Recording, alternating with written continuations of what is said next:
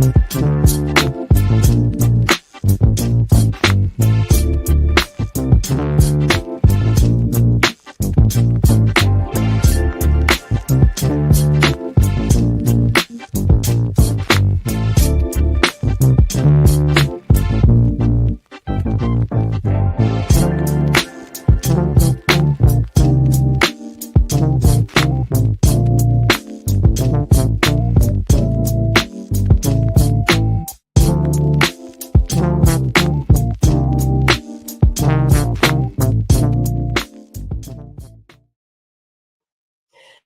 what's up, everybody? It's your girl, Dr. Rhonda M. Lawson. Did you miss me? Did you miss me? I know y'all were probably wondering what was going on because I didn't do the show yesterday. Well, the reason why I didn't do the show yesterday is because I had an appearance. I was for those of you who don't know, I also do oral storytelling. And I was a part of a show yesterday where we did oral storytelling in teams. So I actually brought my boyfriend in who has never done oral storytelling, but for those of you who know the Cookie Man, you know that he's also a comedian. He's a stand-up comedian as well as an improv comedian. So I knew he could do this. And we told the story about how we first met and how we came to be together and how we've been together for the last 3 years. It was a really, really cute story. We got a lot of laughs. And I love doing oral storytelling. So I will be doing that more often because it's a great way to pull somebody into your life. And it's a great way to tell a story without sounding preachy. You know, a lot of times you want to give a life lesson, but people don't want to listen to you because you sound preachy. But you can tell a life lesson with a very entertaining story, and people will take hold of that, and people will really listen. And so that's the reason why I got into it. So huge shout out to ASAP, which is the Armed Services Arts Program, which helped me to get into oral storytelling. If you are anywhere in the United States and you find an ASAP program, you definitely want to be a part of it. And they don't just teach oral storytelling; they also do playwriting. They do comedy, anything that has to do with the arts. It's only for veterans. If you are a veteran, or if you are a veteran's family member, or like a child, a parent, or whatever, or a wife or a husband, you can be a part of ASAP as well. So in fact, I really need to get the director on the show. I think I'm going to do that in March. Yeah, I'm going to talk to them and get some of those oral storytellers on the show because you've really got to hear them. The stories are amazing. And I actually met two brothers who did a story last night, and I'm going to be inviting them on the show very soon as well. But in the meantime, in the between time, as they say, I'm going to go ahead and bring on our first guest. And I've known Ellisha for a couple of years now. A very, very wonderful, very beautiful person inside and out. And she's written some amazing books. So we're going to talk with her and get to know more about her mission. And you definitely want to know more about this young lady. So without any further ado, I'm going to bring on Miss Ellisha Newton. And she has she has all kinds of abbreviations behind her name. So she's a very important person, and we're very happy to have her with us. So, hey, Ellisha, how are you? Hello. I'm wonderful. How are you, Dr. Rhonda? I'm wonderful too. Look at you smiling. So I'm glad that we're finally able to make this happen. And I think we've been trying to get you on this show for probably about a year now.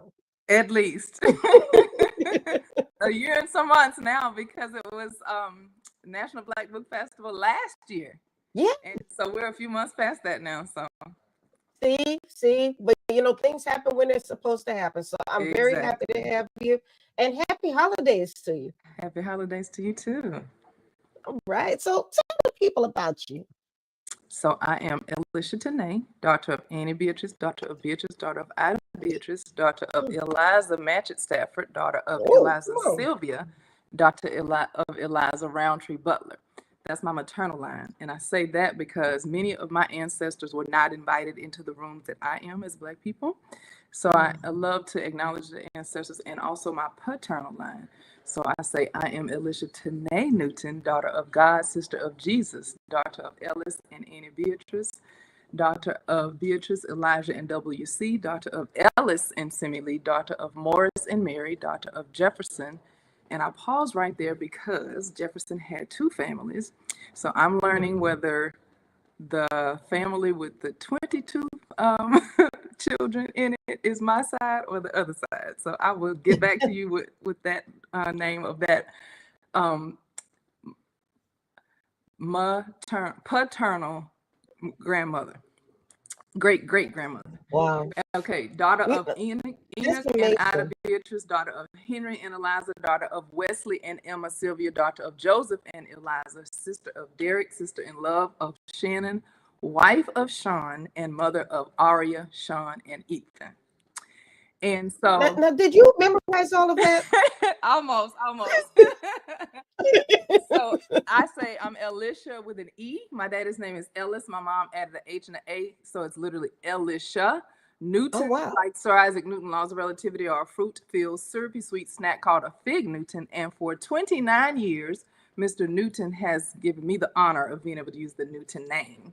So I've been married to him for 29 years. So I have to throw that in there. You don't even look like you're old enough to be alive 29 years.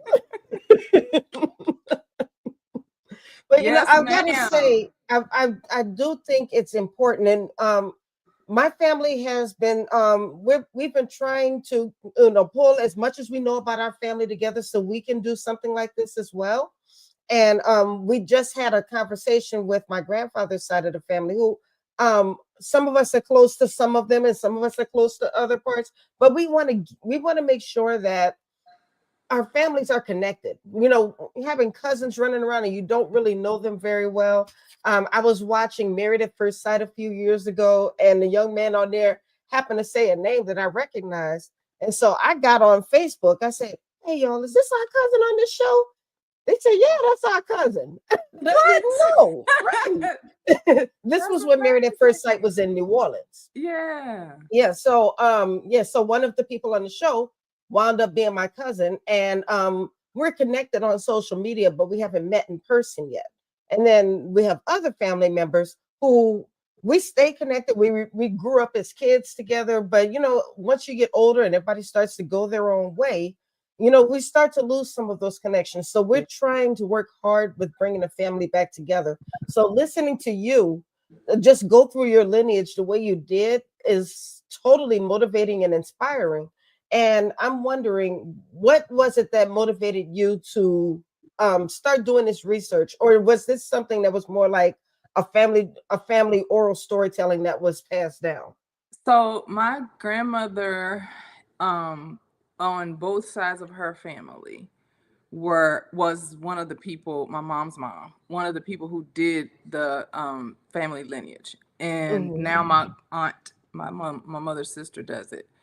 But I connected with my dad, the person on my dad's side who plans the family reunions. Like, they were doing it every 5 years at one point.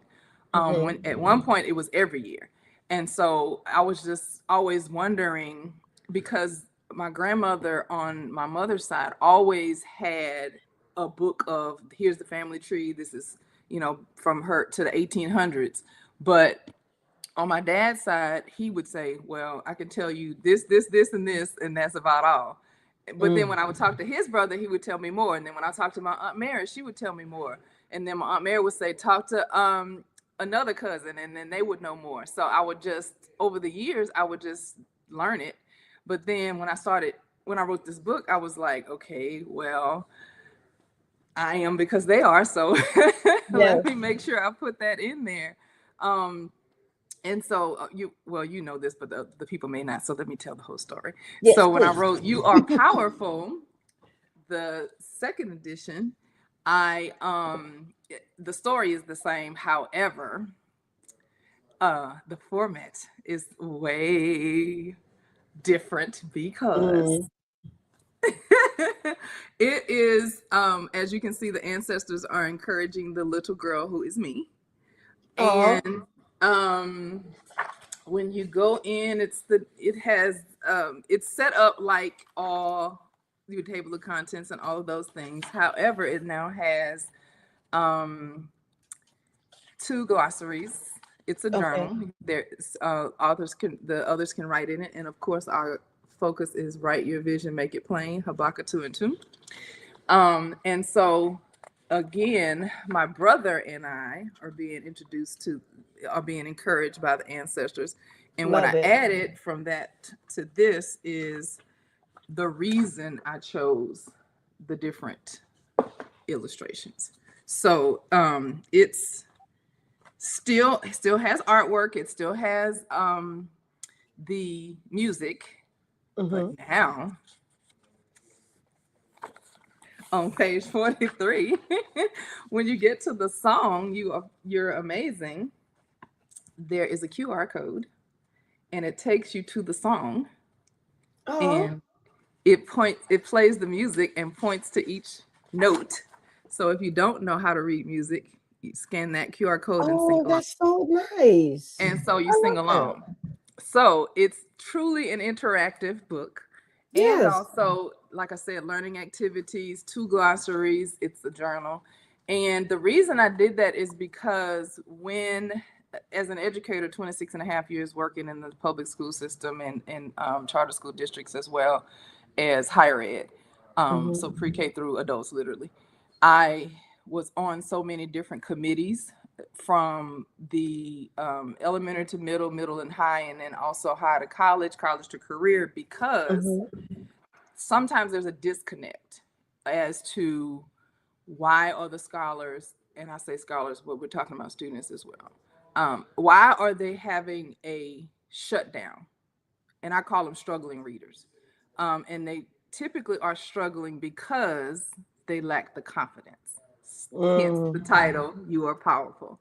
So once yes. they know they're powerful, and through the glossaries, the artwork, and me telling them you're powerful, they can literally tell someone else once they finish this book how they're powerful. Because in the learning activities, they're challenged to tell us how they're powerful and to create a a song, add to this one, or they may do beats. So this is literally the length of a jingle, so they make it a Okay. full-length song, video, a poem, a play, a production. We challenge them in the learning activities in this book, so that's them writing their vision and making it plain to tell others how they are powerful in action, which is Yes. actually the title of my third book, which was You're Powerful in Action. So the second one was companion guide, because from this one to that one, you could actually write in it.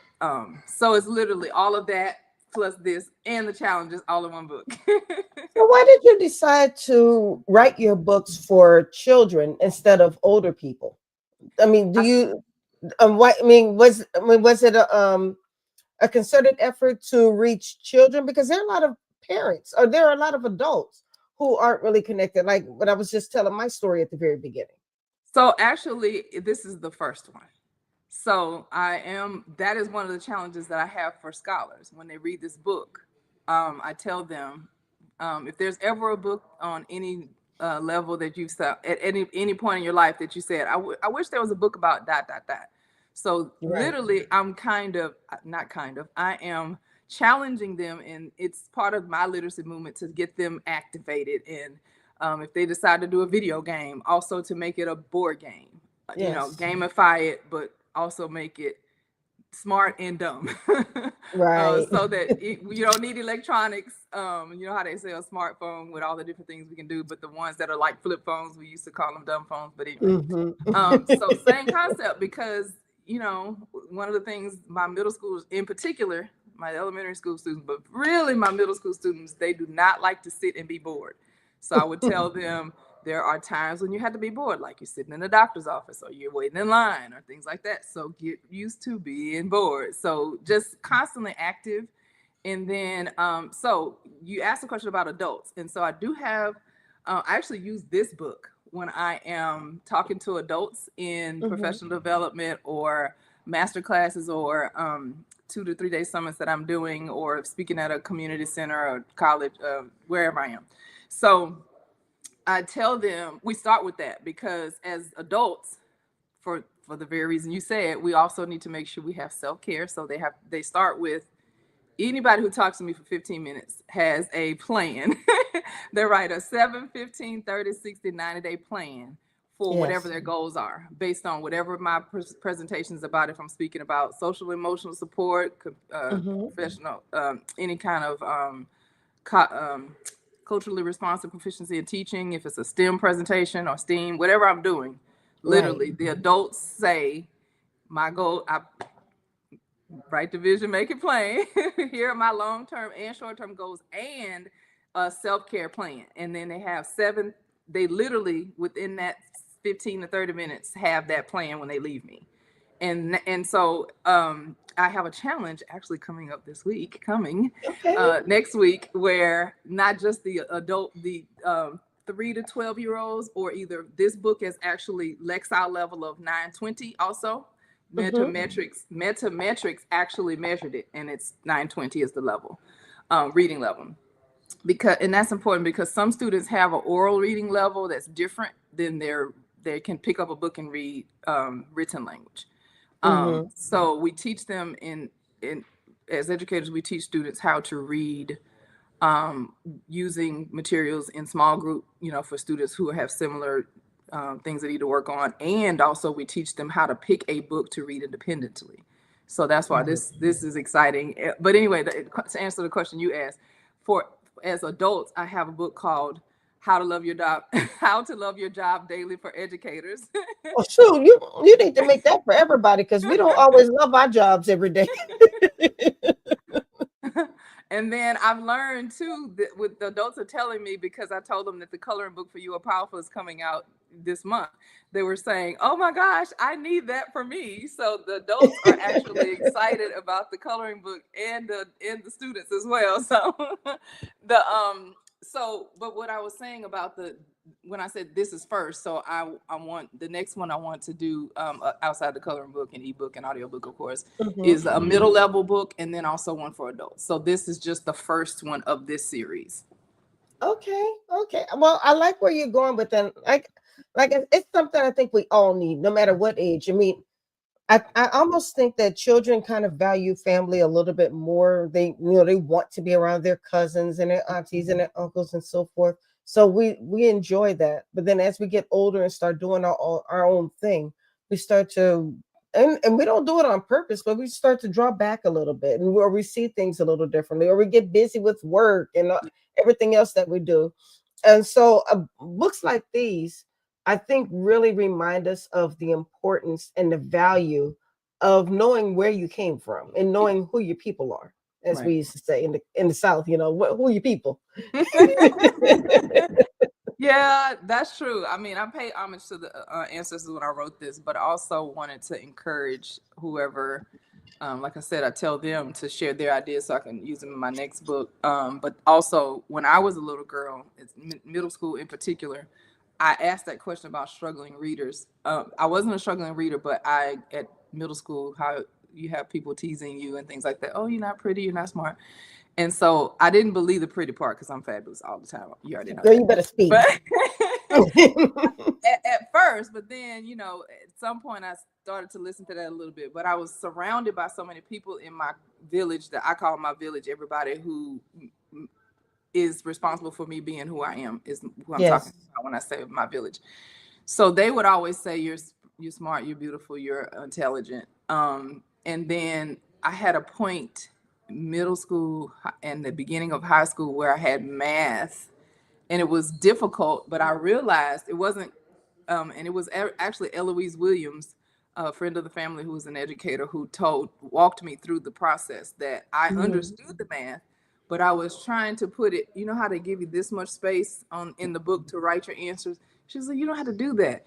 Write it all down, use 2 or 3 pages if you need to, write it all out, because it was so tiny, I couldn't see that I was making errors. So that little girl is the one I'm asking anyone that I'm talking to, whoever has youth, children, or adults, I mean, youth scholars in front of you, think of me as that little girl, because from that point to a bachelor's, master's, and understanding statistics at the doctoral level, if I can do it, they can do it. So I'm constantly using that example, so that whenever adults are talking to students, that they're thinking about me as that little girl, because had I not had my Miss Eloise Williams and my family and my village constantly pouring into me, I may have believed it, past that little blip. But you didn't appreciate Miss Eloise Williams when you were a kid. You were like, well, that lady me. Why that Well, lady always she's just a friend of the family. They always gonna say that, because they're crazy. Yeah. Love it. So what are your plans after this? What do you want to do next? So as I said, coloring book is coming out this month. Ebook and audiobook of You're Powerful. And it's just like uploading it and making it available. There's nothing else to be done to that. And so, like I said, next week I'm launching the challenges for the students. Yeah. They actually, many of them already have this book, and I told them it was coming, so they're waiting. So what I've done is I've told them, I need your input for middle level books. I need your input for higher, the 9th through 12th grade. And literally, I don't want to say more assistance with the going from high school to college, because their thoughts about things are different than what I thought they would be. But as I'm talking to them, they're sharing a lot. So what the challenge is they're going to, I'm challenging them to do the song, the play, the rap, the production, something totally brand new, add to the song, and then like share it out. So I'm excited about that, because some of them are like, I know what I'm going to do. I'm going to share this and I'm going to share that. So, and I thought it would just be like elementary students, but I have students who were 10th, 11th, 12th graders already excited about it. So I'm just waiting to see what they do, so I can share it with everybody. Oh, I'm loving that. And are you working with kids just in your local area? No, this is I do virtual master classes. Oh, once a month, and I also do, well, no, not once a month. That's not true. I stopped. It's been like 3 or more times for the last 6 months. But I do 2 to 3 day summits once a month. So it's literally wherever people are and they log in. And then the other thing is that they, it'll come back to me in a second. I lost my thought. Just take fast. I hate when that happens. Yeah. Oh, so the one of the things that the students are saying is they heard that the coloring book was going to have a word search, and they're all like, when is the coloring book coming out? I love the excitement that you are generating with the kids. This is amazing. Oh, that was the other thing I was going to say. So at community centers in January, I have one group of students that I will have an hour. And what I did, my master class is called Fun and Literacy Through STEAM. And then there's a focus. One time it might be financial literacy. Another time it's the science curriculum. And then I added a lesson for the science curriculum in Texas, because a lot of the parents don't know, and not just parents, but everybody I've been talking to didn't know that science curriculum is 3D now. And they don't understand what that means. So I just do a sample lesson. So back in the day when we said, our middle school teachers in particular may say, go to page 53, answer the questions in your science book, and take these notes and take the test. And you might have I had some very great teachers, but some of my colleagues and friends did not have teachers who would do experiments and, extra things. So now science is the student does the experiment, talks about it with their group, and then individually, then they write about it. Then they talk to you to let you know they can think about their thinking. And then they do a performance assessment. They do multiple choice. They do open-ended. And then something that is constantly stuck in my mind is the phenomena piece. After we teach them what a phenomena is, then they actually have to create a product, because that's very abstract thinking. but they have to create a product to let you know they understand the phenomenon. So that's different. And then in next year, next school year, at the STAR test is the state test, and it will be based on the field test questions will be based on that thinking, the 3D thinking. And then the following year, 5th and 8th graders take science in Texas. They will be taking the test based on that thinking. That is important because a few years ago in Texas, the 4th and 7th grade writing test is no longer standalone. It's embedded in the reading test, and much of the content of the reading test is science and social studies. So that means it makes it a little tougher. 3rd graders all the way through. Who is 3rd graders when they start taking reading. So it's imperative that they know the science content and understand it. Pre-K actually is where it starts. So are you able, or let me rephrase the question. Have there been people who have contacted you and say, I would love to get your book and your curriculum into my classroom? Or maybe there's a teacher who's listening right now who will say, I need this in my classroom. How can they get in touch with you? So when they go to Renewed Spirit Publishing and go to Discovery Call, this is a 50-minute Discovery Call, and we have a conversation about getting me there. And in the back of the book, it also says, contact us. So if you want to have me come speak to your school district, school conference, workshop, or event, you just go to renewedspiritpublishing.org or email us at renewedspiritpublishing.org. Awesome. Which is on the screen. I see it.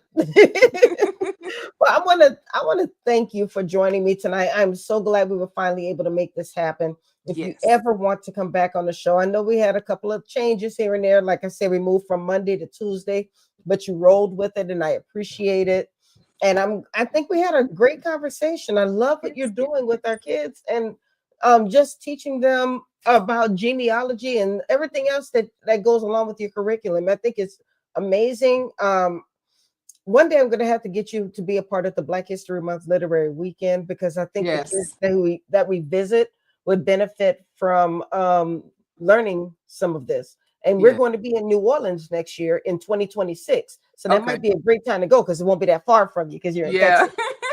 I'll put it on the calendar right now. All right. So once again, thank you so much for joining me tonight. Anybody who would like copies of this book, or maybe you would like Ellisha to come to your school, please make sure you go to renewedspiritpublishing.org and connect with her. She has a great word for you and for your students. And when they go to the website, there's a tab that says invite Ellisha Newton to speak, and they click on that, and it takes them straight through if they want me to speak, or if they want to do the discovery call, they can go there as well. Perfect. Well, you have a wonderful evening. God bless you. Have a wonderful holiday, a blessed holiday. Thank you, and stay warm, because it is cold. See, you're in Texas talking about it's cold. I'm in the DC area. I'm even colder than you are. Oh, I know you're cold. All right. Well, you take care. Enjoy your evening. Too. Thank you. Bye-bye. All right. That was Ellisha Newton. And she has a beautiful book on genealogy, about family connection. And that's what it's all about. So I want you guys to make sure that you take advantage and click her link and order her book. Now, speaking of clicking links, how many of you know about the Black History Month Literary Weekend? Woo! Yes. You heard me mention it to Ellisha that in 2026, we're going to be in New Orleans. But in 2025, we are going to be right here in the DMV. And if you haven't heard who the authors are going to be, Daniel, run that tape.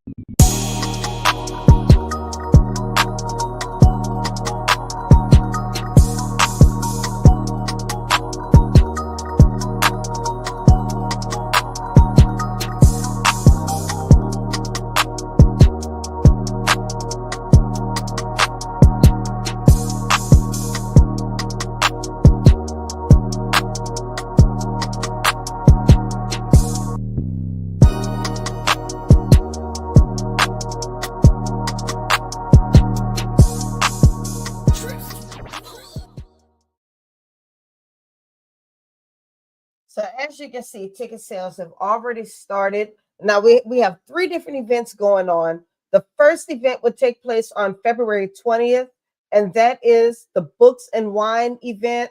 That event is absolutely free. It's going to be in Washington, D.C. at the Urban Grape DC Winery, which is a Black-owned winery, believe it or not. It's gorgeous. They sell a lot of Black-owned brands as well. So you want to make sure that you're there for that. Like I said, this is a free event. It'll take place on February 20th at 5:30 and will end at 7:30. So make sure you get there on time because you know how we do. Now, on February 21st, we have the Meet the Authors event. Meet the Authors is going to be at Barnes and Noble bookstore. If we can just take the link down one quick second so we can see the whole. There we go. On February 21st, which is a Friday, from 4 to 6:30, we'll be at the Barnes and Noble bookstore in the Bowie Town Center. This is another free event. There you will be able to meet the authors. You will be able to purchase books and get them signed. And we're also going to have a book chat. So those of you who want to learn more about the literary industry, more about writing, this is the place you want to be. You're not going to get as much information as you're going to get on that day for free. So you might as well come on out and check us out on February 21st. And then on February 22nd is our signature event. This is the Ivory and Cream Affair Literary Jazz Brunch. Oh my goodness, this event is beautiful. Everybody comes in wearing ivory and cream. We're going to have authors. We have live music. We have a 3-course meal. Ticket sales are already on sale right now. So I want you to go ahead and take advantage of the early bird tickets. If you go to the website, and we can go ahead and put that link back up.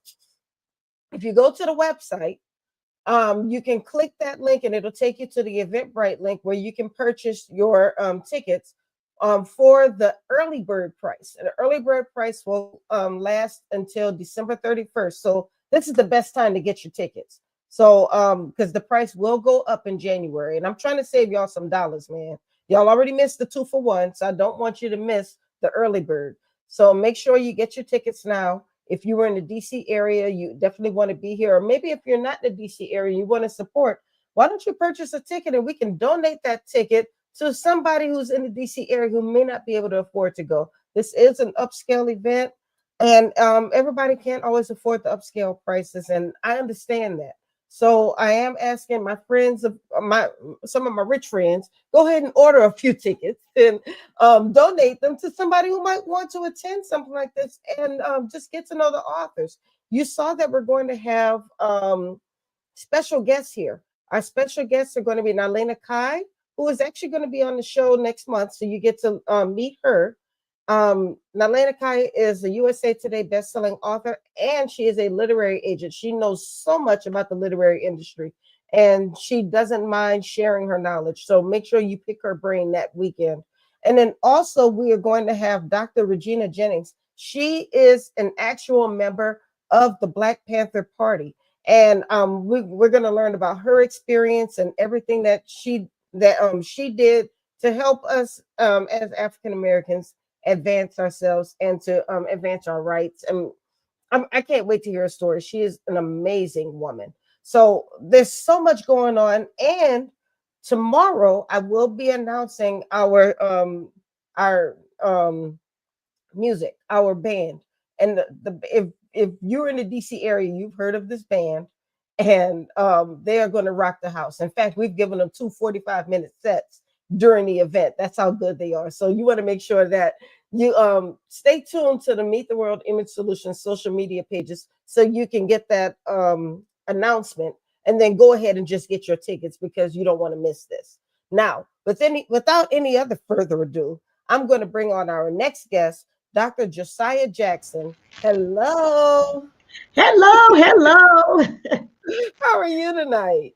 I'm doing great. I do want to say, while I was in backstage, sometimes this technology can be quite interesting. So I've been looking at my lamp that's on. So I'm hoping it stays on. Well, I see you well. Great, but it's this technology.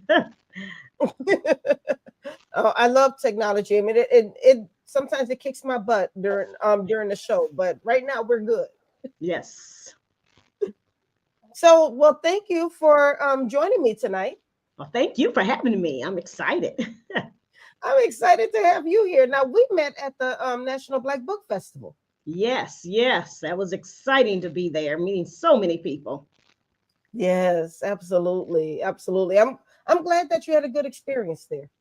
I did, absolutely. I've always been a part of her emails and watching her, and typically I'm teaching during that time, and just happened to be this year that we were out. So that's actually why I showed up. I've always Oh, wanted wow. to go, but again, I'm always teaching during that time. So it just worked out. As they say, it was my year, my time, my season. So are you in the Houston area normally? No, I have family that live in Houston, but I'm from Okay. Minneapolis, Minnesota. So Wow. again, I just love being able to be a part and networking with everybody else outside of Minnesota. As a Wow. matter So of you came a long way.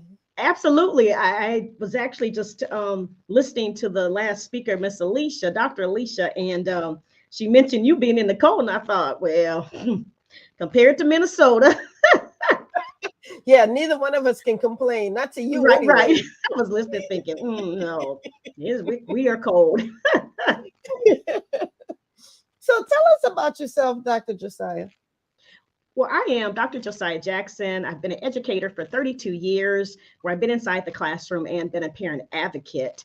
And throughout that time, I ended up writing my book and then starting my business. So I promote both my business as I continue to teach. As a matter of fact, I still teach second grade right now. My Okay. doctorate is actually in business or in administration. I wanted to be a principal, but it just seemed as I finished my dissertation, which took a lot of time, Oh, girl, don't just even get me started on right, dissertation. just dealing with all of that, the dissertation, the writing, and up late writing and doing all of that. As I finished, I just felt like, I'm comfortable being in the classroom. I really don't care for the administrative part, especially the paperwork, the paper load, and what I saw most of my colleagues who were moving into that arena, becoming a principal. I watched them. Some of them were stressed, gaining weight, and I just thought, Yeah. no, no, I'm good. I'll stay in the class or do my business after that. But no, so I interestingly, I finished right in the middle of 2020. It was the summer 2020. And due to all of what was happening, I made that decision. I even told my supervisor, I said, I actually didn't fill out the application. I just said, I'm going to go back into the classroom. I can still go back and fill that form out if I want to become a principal, but I'm good. And the great part about that decision is sometimes we just have to go with what we feel best at doing. And I have so many people though who say, because many people want it. They know my work, friends of mine, colleagues I've worked with. And so they know they were saying, oh, I really wish you would, became a principal. I really wish you would went on and did that. But I'm glad I'm glad I didn't, because I know what God has given me. And I tell Yes. them, it's not that I can't do that job or that assignment, but I also have another assignment. And what's interesting is this whole rollout of what happened from 2020 to the book I wrote to now where I am, it makes so much sense. And looking at it, I say, this is where God wanted me to be, with closer with the children, the families, encouraging them. I always say, if I was not in the classroom, I would be that one saying, who's taking care of the children? Who's educating them? Who's doing this? Who's doing that? All those questions I could say, and I just turn around and say, I'm that person. So I Mhm. enjoy going back into the classroom. I love, matter of fact, these past few months, I've been telling even my colleagues at school, I said, the children, I said, I have fans, because I'm walking through the halls. Hey, Dr. Jackson. Hey, Dr. Jackson. I mean, it's just so exciting just to see this and see the excitement. And I say this because of what's going on in our world. So many of these children are dealing with so much. So that's a little bit about me, a snippet. And, I'm sure you'll probably ask a little more, but, and Yeah. I'm a talker. I'm a talker. That's okay, because you did all the talking. You didn't tell us about the books. So show us the books. I was thinking I don't even have one in front of me. So they're gonna have to go to my site. Go to my site, grab that book. But the latest book is Come Get These Kids. I It's a love the book. title. Yes, and that's I had the book somewhere. Didn't you give me a book? I do believe so. If not, they'll just have to go to the website. I'm sorry, you all, but that's a way for you to get to my website. Maybe that happened for a reason. That's what it is. I thought I had a book. I feel like I had your book somewhere, but I don't see it right now. So I'm gonna have to find it. Okay, well, that's okay. That just means people have to go to the website. Go to the website, look at the book. And that's okay. It could just be, because I have a day today. But while you're sitting there looking for it, yeah, I'm sitting here. I know I have your book somewhere. But it is what it is. If they go to the website. But the great part about this is the book is a parenting guide for parents to navigate the school system or homeschool. However, I've taken that Come Get These Kids as my brand now. And so now it's going to extend to not only Come Get These Kids, branched out from parenting issues and concerns, how to find the humor and come get these kids in the chaos of our world today. It's branching out to really connecting and helping parents honing that in. So that's where I want that message, because even if people see the book, again, it's about navigating. It's a great book, but it's really the message that I want to really push forward, that I want to push that brand forward. How to find the humor in this Come Get These Kids, because we're hearing that, seeing that every day. Everybody is having some kind of chaotic situation where they're saying, see, there you go. You were fighting to get that. Thank you. Because I'm a little creative. Right. You're like, I'm going to get that up. I tell you, I had a day, I had a day with those second graders today. So I knew this was coming. And sometimes I just don't have my books in front of me, but thank you for putting it up. But again, it is about helping, encouraging parents really to go beyond that, navigating the school system. So even if they get it and read it, it's beyond that. It's how do I continue to see the humor in what I do? That moment where your child is, doesn't want to get up in the morning. Let's get up for school, and you can't get them up, and you know how you are. It's like that parent comes out of you, get up. There's so much you can do in between all of that, especially with what's going on in our world. And so I want to be that voice to encourage parents, because it's getting tough. What most parents don't know, the school system is really running on low gas. That's a good way of saying it, low gas. I think sometimes, my daughter's long graduated from high school. She's 25 years old. But I think sometimes as parents, or maybe even as people like me who've been a little bit removed from the school system, we sometimes forget how much educators have to do throughout the day, and how much they have to put up with, and how much they're tired of saying the same thing over and over again. For a little while, my daughter wanted to be a teacher, and she would visit the schools, and she'd come back home and she'd go, "Mama, this kid's bad." And I'm like, "You used to be one of those kids, child." Yeah, I just think we forget sometimes. We do. Did she continue, or did she go on? Well, actually, she was an educator. She did preschool. Okay. Yeah, she was teaching preschool for a while, but then she decided to move over to the federal government, which I think is where she's going to stay. Oh, yeah. But the interesting thing is that the kids loved her. She'd be like, "Leave me alone." They'd be like, "You're so funny, Miss Beautiful." And she was like, "Really? Leave me alone." But they were drawn to her. And she really loved the kids. She would come home every day, because I told her, "Ain't no need for you to go out there. It's dangerous out there. Come on back here till you find a house." So she would come home and she would always tell me stories about the kids, and she really enjoyed the kids as much as she would say, "I don't want to be a teacher anymore." She loved the kids.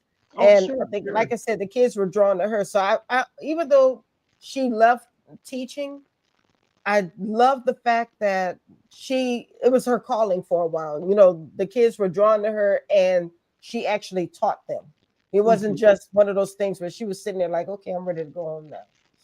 You know, Absolutely, absolutely. yeah, And it's tough for those who want to go in, teachers who are coming out, starting their first, whether it's the first semester or like because I know some who may have graduated in May, started this first half of the year, or some graduating in yeah. December, maybe getting ready to have a full-time job next January. And I just say to them, you really have to know this is what you want to do.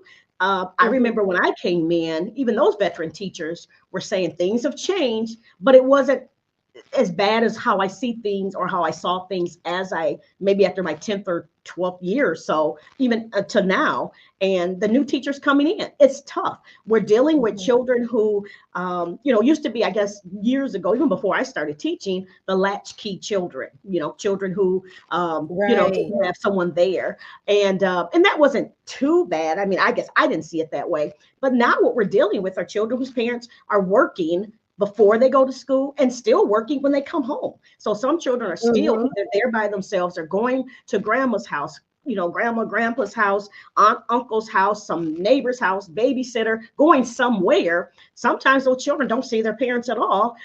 Some children don't have food. And so those, when they come back to the class, our teachers have to be ready. Our young teachers, new teachers have to be ready. And I say to them now, if it's what you want, you're going to have to stick with it and find that if it's your gift, your talent, you're going to have to stick with it. I just look back. I mean, some people say, wow, 32 years. I think of those who have already done 40 years or more. And I just say so if you're going to teach, it's your talent or gift. God has placed you there, or it's not. And I'm grateful for the ones who realize that and go, I'm out. After they I would rather them do that than to stay in and then verbally abuse the kids because they don't like it or they hate it or they're tired, and then they take it out on the children. Absolutely, because I certainly love. And that was why I appreciated my daughter, because even though she was saying she wanted to leave teaching, she never took it out on the kids. Right. And she would have fun. She would have fun with the kids, and the kids loved her. And I think that's a calling for any teacher. Like, yeah, you may not always love your job. I know with our last guest, Ellisha she was talking about loving your job 24/7, or I think is what she said. For instructors or teachers, I say, hey, some of us who don't work in teaching, we have to learn to love our jobs every day too. Absolutely. So I love the fact that a person, even on those days where you don't necessarily love your job, you don't take it out on the people who you're there to serve. Absolutely. And again, you have to love what you do. I'm there for the children. I love that they have someone, and that's what it's all about. When they come, we don't know what they go through. Some examples, and I've heard these many times, I didn't get enough sleep. And I, they ask, well, what time did you go to sleep or go to bed? Oh, I went to sleep or bed 2 or 3 in the morning. And then they're at school, at 7 or, at different schools I've been at. I think we really saw that. I think it really came to a head during COVID. Absolutely. I don't think we really had an appreciation for how many kids were homeless or how many kids didn't have enough to eat. Some people depended on sending their kids to school so they could have at least breakfast and lunch. Absolutely. And then when the schools closed down because of COVID, they didn't even have that. I remember leaving work one day when I was still living in New Orleans. I'm leaving work, driving home, and there's a little boy sitting right next to his mom. They're both on the streets. He had his backpack with him because he would have been in school at that time. But he wasn't in school because there was no school. So he's sitting there right next to his mom on the streets with his little backpack. And that broke my heart. And I don't think we really realized how many kids were suffering until we saw something like the COVID happen. So in many ways, COVID was a blessing because we saw a lot of things that were almost hidden in plain sight. Oh, yes. Even us teachers, we thought, or should I say we thought, when it happened, and again, even when the title of the book came, Come Get These Kids, it's really a twofold for the parent and for us teachers. What the parent sees as, now I'm behind in my house, locked in with my child who, for maybe months before they were, parents were free of them because they were sending them to school. Well, now on the teacher side, we're free of them because now what we saw, and that's why I want to really, go back to, as people don't understand what we go through daily. Daily, from the time we have them 6, 7 hours. And then people don't realize when you have, some classes, depending on what state you live in, have up to 25, 28 children. Yeah. And I tell people, you may say those numbers, but you have to then really think about not just those numbers, the mindset. That's one person dealing with 28 minds, 28 minds that are different. Yes. And I guess they think maybe the old scene of some of those older television shows of the teacher standing there, everybody say this and everybody says it. No, we don't have that too much anymore. We would love to see that. No, we have children that fight you. And when I say fight you, I mean there's the physical, there's the emotional. Absolutely, you will have that. And people don't realize that's what we go through. Children will lash out. There's so much. And then you have to, now that's just one. So that's one of 20, then you have to know what to do with the other 20. You have children who are behind in grade level, 1 or 2 that may be on level or above level. So your teachers are dealing with trying to juggle all of that. Again, new teachers, it takes them time. Most of us who are veteran teachers, well, I say we know the tricks of the trade. It's still difficult, but it's a little easier for me because I know what I need to do when I have those who are ahead, in the middle, and below. There's so many concerns, so many issues. So many of the children who come to school with a lack of social skill or ethic, meaning the parents have not taught them how to sit still, how to be quiet, how to make good friends. So, and maybe they don't know themselves. So how can they teach the child if they were never taught? Absolutely. So you can imagine it's just mounting up what we have to do when, in essence, the school and the teacher is just really sharing and teaching what you taught in the home. Right. And it's go ahead. No, I was just going to ask, are these some of the insights that you share in Come Get These Kids? Because I don't know if you talk about what are some of the chapters? So some of the so there's Stuck in the House, what you can do while you're in the house with them. There's a chapter if your child is in special education, because some children and parents have not have had that connection or communication explained to them well. So I talk about a few situations that I dealt with, of course, leaving names out, where some parents need to know that you need to be at the table when it's time for your child to come for an IEP meeting or a conference meeting. So I do talk about that information. I do talk about when you, the parent, are hot on a situation. Well, situation. Your child does something, the school wants to suspend you, the attitude, what y'all doing? And they want to come in. I'm sure you've seen it. I've seen it many times. Hot parent comes in. As a matter of fact, I believe it's chapter 5, and I call it hot. So I can't think of all of it, but it's hot. It's like, in that moment when we're heated about a situation, we want to lash out at the school. The parents do, and I get it. It's even in life situations. But what I share in that chapter is, if you're that hot parent that, first you want to know why you suspended my child. Why did you do this to my child? The whys. Now, granted, some schools, did it for the wrong reasons. That's one piece of it. The other piece is, what have you done? Because over my years, and I'm sure most teachers will say the same thing that I know. Over the years, we've had a lack of participation from parents. They start with their child coming to school, but they don't show up into that one hot moment. Their child was suspended. Then they want to know, why my child? Why are you just targeting my child? Wait a minute. How much have you been involved in from the beginning? Picking on my baby. Exactly. That's it. Well, you just picked it. You saw them. You didn't like them. So now you're picking on them. Wait a minute. Find out what was the situation. What was the issue? And then, so I really walk a parent. I talk to them in that chapter about, wait a minute, have better communication.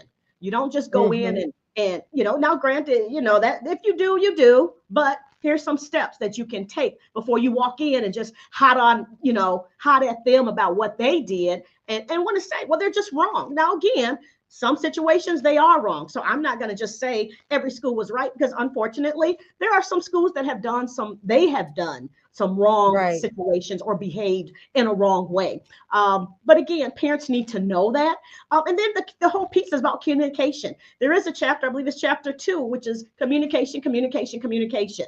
You have to communicate. From the time your child enters school, let them know who your child is, so that when issues come up, you've already explained to them. Say, for an example, your child doesn't like a certain whatever it is. You can say, this is my child. By the way, they get angry when someone does this or when this happens. If they hear that at the beginning, then when it happens, the school will go, oh yeah, the mom, dad shared that with me. So you always want to be in communication. And so that's what, my message is to parents now. Communicate, communicate, communicate. Just like that. Location, location, location. Be in the right place. Communicate. Don't just sign your child up to the school and then say the school's going to take care, the teacher's going to take care, because believe it or not, let me tell you, some parents believe this. My child's going to school in September. By June, they're going to know the whole world. They're going to be the president by the end of June. Some parents believe that way. They're going to get everything. Yeah. Learn See, how to talk. I can tell you are a veteran. You are a veteran teacher. You have seen it all.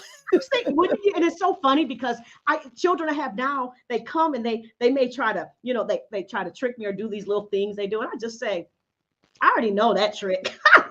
And then they look at me like, what are you talking about? But that's what we see. And so when we see that, it's really just about re-educating. I do want to say this because this is the heart of it. Okay. When our mothers have children, you don't teach them and you don't say, well, you're 4 or 5 years old getting ready to go to school. Let's start learning our ABCs and 1, 2, 3s. No, you start when the child is in the womb. There's an education for that. Start there talking while they're in the womb. As they're growing, and when they come out, you can still teach children. Now, of course, they're not going to, at 6 months, talk straight words and say a word. But what parents don't know is you are putting that into that child's brain. By the time they're 1 year old, 2 years old, they're starting to say words because you consistently have spoken to them. So even like we say in the church, speak into their life, speak life into them so that when they get to, and because technically children don't have to go to preschool. You can start them at kindergarten. Some children don't even have to go to kindergarten. You can start them at 1st grade or 2nd grade if they are ready. And some parents don't, some know, some don't. But I always say, don't wait until they're 4 or 5 and say, when they get to school, that's when you're going to learn it all. It starts in the home. And again, with our technology, I tell people today, we have no excuse. There's so much on the internet that can teach you what to do so that you can move forward. And I do get that some parents may not understand, but now it's in our face. It's in our houses. So no excuses, but come get these kids. So y'all, we are talking with Dr. Josiah Jackson. Make sure that you get her book, Come Get These Kids. If you are a parent, if you are an educator, there is something in there just for you. So make sure that you pick up your copy. Dr. Josiah, thank you so much for joining me tonight. I really, really, really enjoyed our conversation. Thank you for having me. I'm excited to be here. So thank you for having me again. Well, thank you. And if you want to come back, we have slots available in March. So you just let me know, just say the word and then come on back and talk with me. Oh, I probably will. Give you part 2. There you go. All right. Well, you enjoy your evening and happy holidays. Oh, yes, you too. And Happy New Year. Thank you. Same to you. Bye-bye. Goodbye. All right, y'all. That was Dr. Josiah Jackson. And a little earlier, we talked with Ellisha Newton. This has been another wonderful episode of the Horizons Author Lounge. So I want to thank you all for supporting. I want to thank you all for helping this show to continue to grow. Our numbers on YouTube are going up, man. We're going up. We're about to monetize this thing on YouTube. So I want to thank you guys for that. So I want you guys to tell your mama, your daughter, your sister, your friends, your daddy, your cousin, your uncle and them, your auntie and them. Tell them all about the Horizons Author Lounge and make sure that they become a part of Team MTW. This is the Meet the World family. So this is where you're going to get your writing tips. This is where you're going to get your literary events. And I'm telling you, we have some amazing literary events. In case you haven't heard, we have a whole cruise coming up. We have the Meet the World Writers Cruise, August 29th through September 3rd. It's an adults only cruise. We're going to have writers workshops.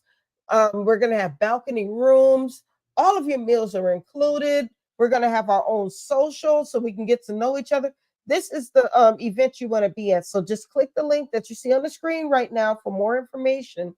And we want you all to be a big part of that. And then also, I don't know if you guys saw me drinking out of my cute little tumbler right here, but this is part of the Right to Win Team MTW holiday merch. So we have all of these items that you see on the screen, plus many more. So I want you guys to get yours by going to our Etsy store. So you can find the Etsy store if you go to the Meet the World Image Solutions website, www.mtwimagesolutions.com, and you can click on the store, and then you can see all of our holiday merch that we have. And then lastly, but not least, so many more things before I even get to lastly. If you have not voted for your favorite author for the For the Culture Book Awards, the voting ends December 16th. So these amazing authors that you see on the screen are vying to win the very first For the Culture Book Award. So make sure that you click the link, which you will find in the chat. There it is right there on the screen. You click on that link and you can vote for your favorite author. But this isn't how they're going to win. This is only going to be a piece of how they win, because we actually have judges right now reading all of their books. So the votes that they get are going to be calculated into their total score for the judges who are actually reading their books and judging their cover, their writing quality, their editing. They're judging all of that. And then we're going to take the voting score and add it to that. And that's how we're going to choose the winner. So the finalists will be announced on January 1st, I think, something like that. The winners will be announced the first week of January. I'm gonna just say that. So make sure that you vote for your favorite author, because we don't want your favorite author not to win because you forgot to vote for him, or you just thought somebody else would do it. Also, we have the 8th and 9th grade essay contest. If you can go ahead and just pull the link down for a second so they can see the information on the 8th and 9th grade essay contest. Deadline is February 2nd. If you go to the Meet the World Image Solutions website and go to the Black History Month Literary Weekend link, you will find a link to the application, which you can download. We are looking for 8th and 9th graders all over the country. You do not have to be in a DMV to win. So go ahead and download that application, write your essay. We have a topic for 8th graders and a topic for 9th graders. We want you guys to be a part of that. You're going to get some money. That's all I'm going to say. You're going to get some money. So make sure that you're a part of this as well. So as you can see, there are so many things happening with the with Meet the World Image Solutions, and we want you guys to be a part of it. There's more to come. We're going to be making some very special announcements this week. For instance, we have a very popular author who is going to be presenting a workshop on the cruise, so you don't want to miss that. We have a very popular band in the DMV who's going to be a part of the Ivory and Cream Affair, which is part of the Black History Month Literary Weekend. So stay tuned, y'all, because there's so many things coming up, and I want you guys to be a huge part of it. But for right now, I'm going to end it because I got to jump over to Black Authors Matter TV in just a few minutes. So thank you all for continuing to support the Horizons Author Lounge and for supporting the Black History Month Literary Weekend, and especially for supporting Meet the World Image Solutions. I love you guys. I want you to have a wonderful evening. Have a blessed holiday season. And I'm going to see you guys. What's today? I'm going to see you guys, I think, one more time. And then that is it for 2024. And then I'll be back in 2025 with all new authors. You're going to meet our Black History Month Literary Weekend authors, and then we're going to go right back into our regular guests. So stay tuned because there's some great things coming. So in the meantime, God bless you. Happy holidays, and I'm going to holler at you later.